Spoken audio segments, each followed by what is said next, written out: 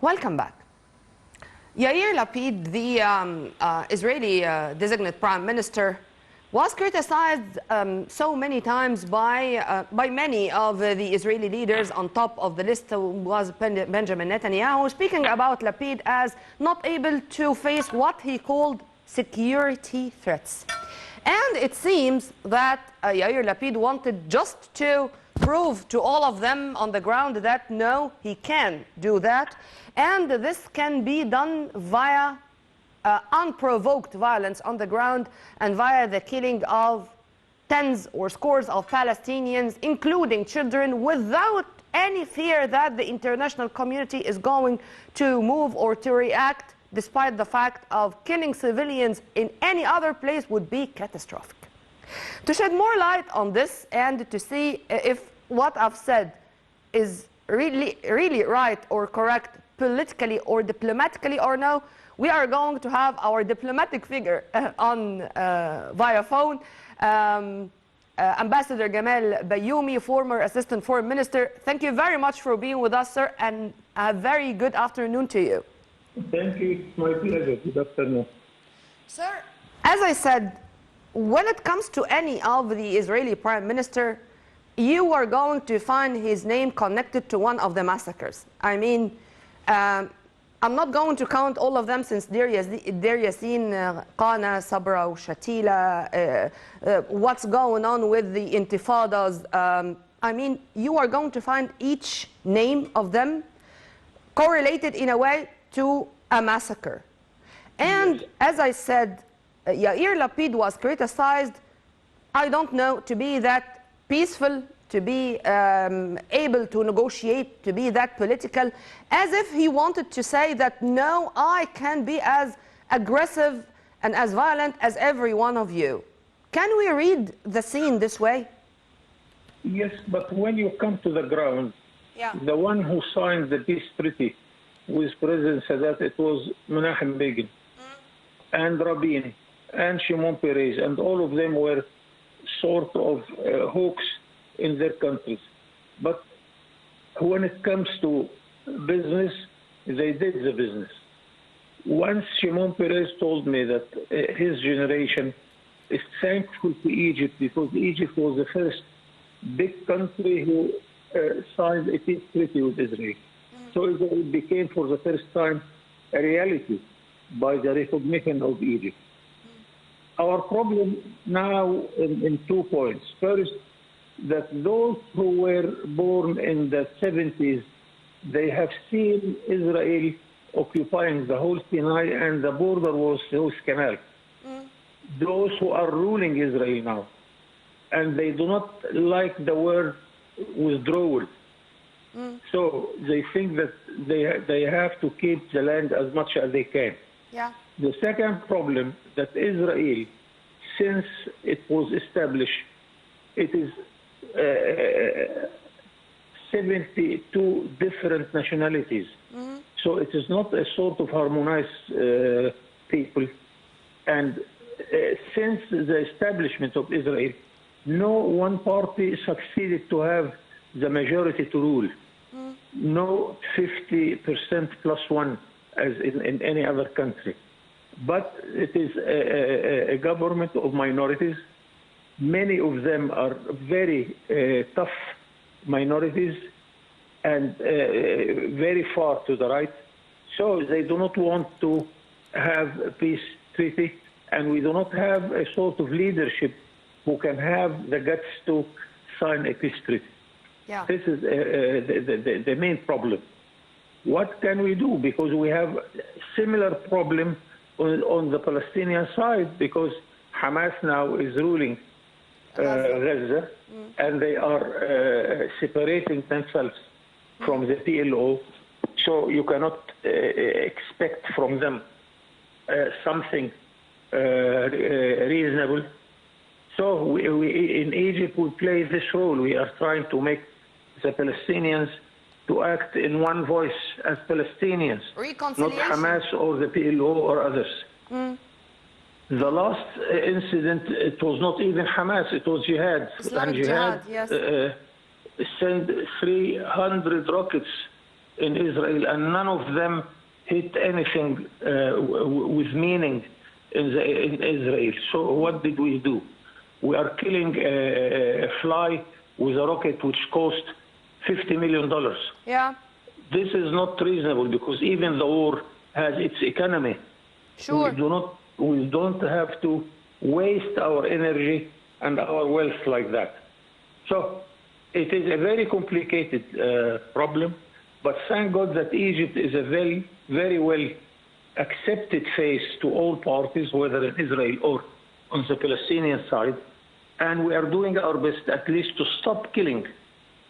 Now, the very difficult task, how to bring this period of peace to make people sit around negotiation table and start the serious business. Mm. We don't have a leadership in Israel who is ready to do this. This is our main problem. And in the same time, you are going to listen to this argument from the Israeli side, speaking about even if we want to sit on the negotiating table, with whom we are going to negotiate, since, as you've kindly mentioned, the Palestinians themselves are still divided into factions, and till the moment there is no one representative for Palestine, if I may say Palestine, to sit on a negotiating table with the Israeli side. True? But, sir... Yes, I think here we have to engage the international and the regional organization. I think that the European Union can do something because it is the largest regional organization which is helping the Palestinians directly with finance and with helping the migrants. We have to go to the United Nations and make serious business there. We are faced with the famous U.S. veto whenever we come to reasonable decision. It is a very complicated situation, and unfortunately that if you talk in the United Nations to NATO diplomats, they talk in a language. If you come to them and you speak with them in a closed room, they tell the truth. So it is a really amazing situation where nobody is telling the truth. Nobody is facing the reality. And we shall continue in this massacre and in this very strange situation that the Palestinian is the only people in the whole world now who are occupied by a foreign force which is not recognizing their presence.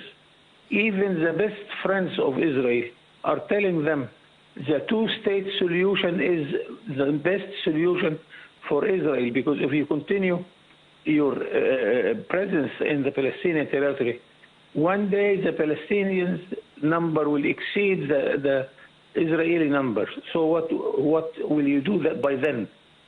Another thing, as an old diplomat, I can close my eyes for the coming 30 years, and I don't see any future for Israel with all the borders surrounded with enemies, and no country in the world can live like that. Yeah. So,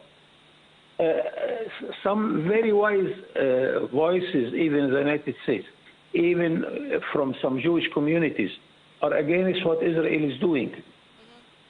And so because of that, there is some political divisions inside Israel itself. Sir, this was my coming question regarding the Israeli side. Revise the voice, please. I don't hear you. You can hear me now? No.